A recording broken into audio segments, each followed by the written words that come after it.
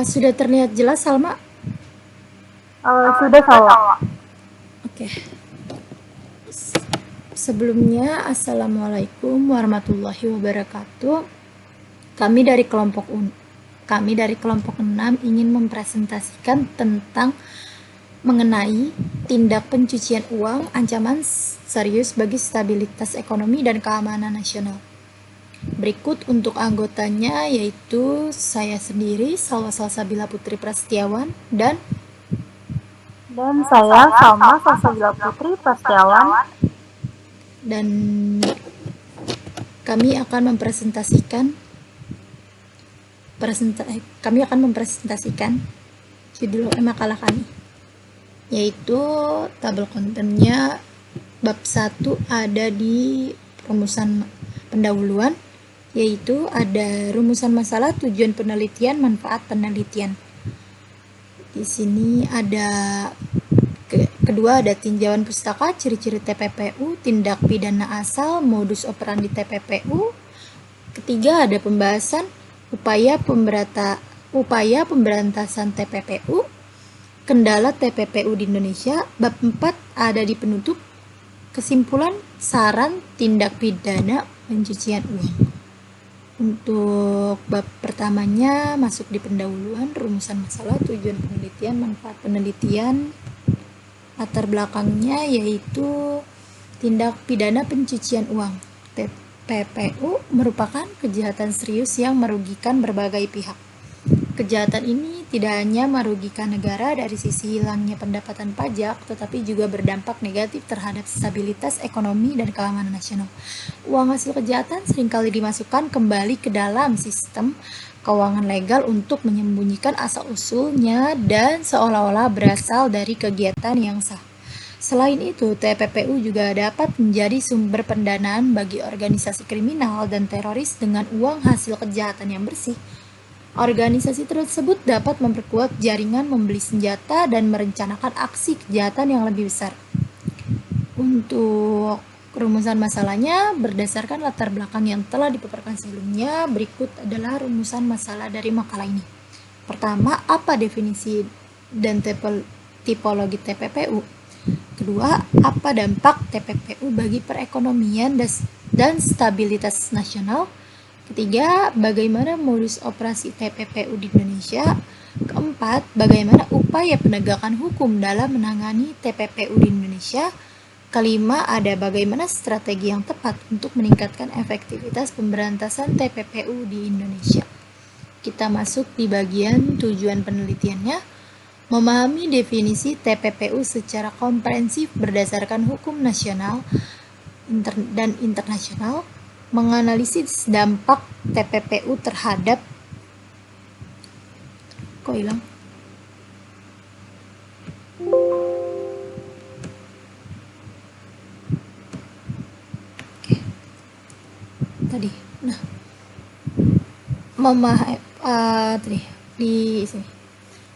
memahami definisi TPPU secara komprehensif berdasarkan hukum nasional dan internasional, menganalisis dampak TPPU terhadap sektor ekonomi dan keuangan, mengidentifikasi best practice yang dapat diadopsi oleh Indonesia, merumuskan rekomendasi untuk meningkatkan peran dan koordinasi antar lembaga penegak hukum dan pemberantasan TPPU, merumuskan strategi yang tepat untuk meningkatkan efektivitas pemberantasan TPPU di Indonesia.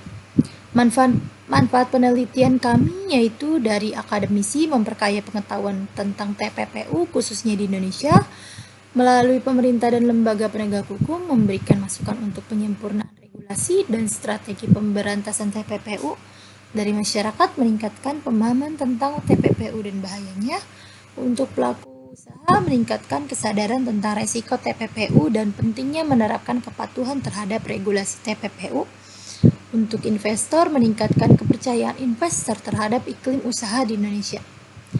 Bab kedua kita masuk di tinjauan pustaka, ciri-ciri TPPU, tindak pidana asal, modus operandi TPPU.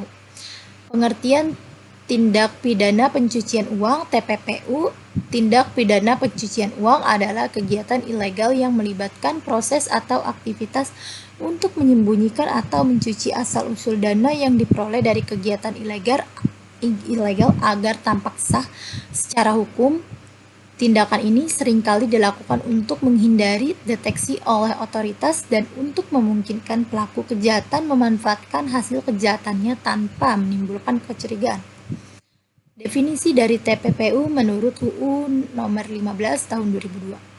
Setiap orang yang dengan sengaja menempatkan, mentransfer, membayarkan, menghibahkan, menitipkan, membawa ke luar negeri, mengubah bentuk, menukarkan dengan mata uang atau surat berharga, atau perbuatan lain atas harta kekayaan yang diketahuinya atau patut diduga merupakan hasil tindak pidana dengan tujuan menyembunyikan atau menyamarkan asal-usul harta kekayaan tersebut, seolah-olah berasal dari kegiatan yang sah. Ciri-ciri TPPU. Tindak pidana pencucian uang TPPU memiliki ciri-ciri yang khas yang dapat membantu untuk mengidentifikasi kegiatan yang mencurigakan dan berpotensi melanggar hukum. Berikut adalah beberapa ciri-ciri TPPU, yaitu transaksi yang melibatkan jumlah uang tunai yang besar tanpa alasan yang jelas atau yang tidak sesuai dengan profil bisnis atau kegiatan normal pelaku dapat menjadi indikasi kuat dari TPPU. 2. Penggunaan uang tunai dalam jumlah besar dapat digunakan untuk menyamarkan asal-usul dana yang diperoleh secara ilegal. Upaya untuk menghindari deteksi atau pelacakan. Upaya dilakukan untuk menghindari deteksi atau pelacakan oleh otoritas atau institusi keuangan uang nama palsu, alamat palsu, atau identitas palsu seringkali menjadi ciri-ciri dari pelaku TPPU yang berusaha menyembunyikan jejak keuangannya. Untuk pembahasan ketiga akan dijelaskan Salma, silakan. Baik, penjelasan ketiga dibahas oleh saya.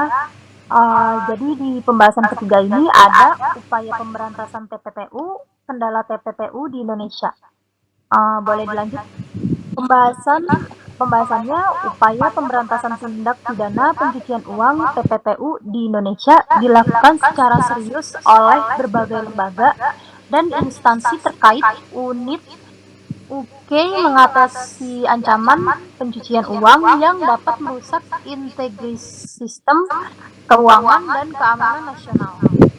Pemerintah Indonesia menyelenggarakan program pendidikan dan pelatihan kepada aparat penegak hukum, institusi keuangan, dan sektor swasta lainnya tentang cara pelaporan transaksi yang mencurigakan, pengenalan pola-pola TPPU, serta langkah-langkah pencegahan yang efektif.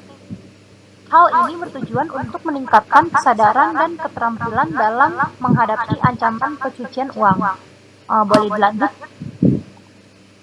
Enhanced Financial Sector Oversight, peningkatan pengawasan sektor keuangan. Otoritas jasa keuangan terus meningkat pengawasan terhadap sektor keuangan untuk mencegah penggunaan sektor keuangan sebagai sarana pencucian uang.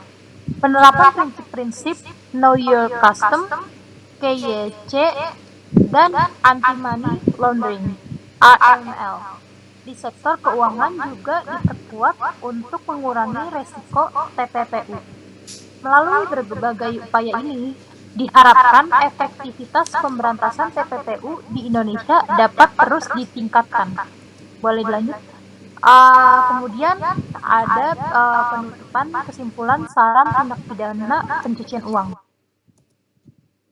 Kesimpulannya, tindak pencucian uang memiliki dampak negatif yang signifikan terhadap stabilitas ekonomi suatu negara karena dapat mengganggu integritas sistem keuangan, meningkatkan resiko keuangan, dan merusak kepercayaan publik terhadap pasar keuangan. Selain itu, praktik ini juga merupakan ancaman serius terhadap keamanan nasional karena uang hasil kejahatan yang disamarkan dapat digunakan untuk mendanai kegiatan ilegal seperti terorisme, perdagangan narkoba, atau korupsi. Boleh dilanjut? Sarannya penulis menyarankan perlunya menguatkan kerangka regulasi Lanjut lagi Salma, boleh silakan.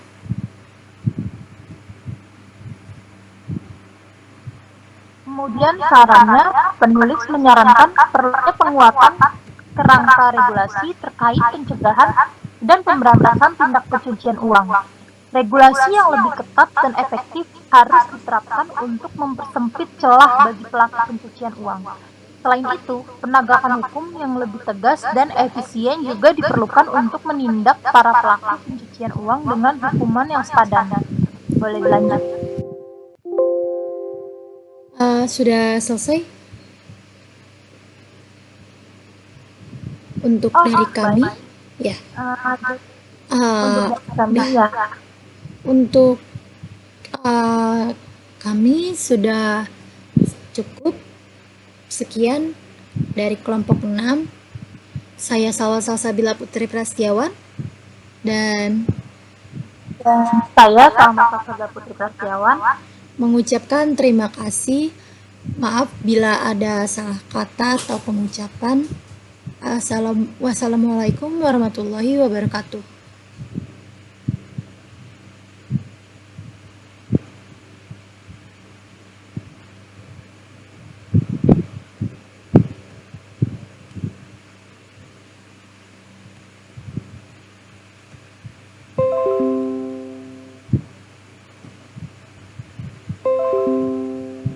Screen recordnya diberhentiin aja.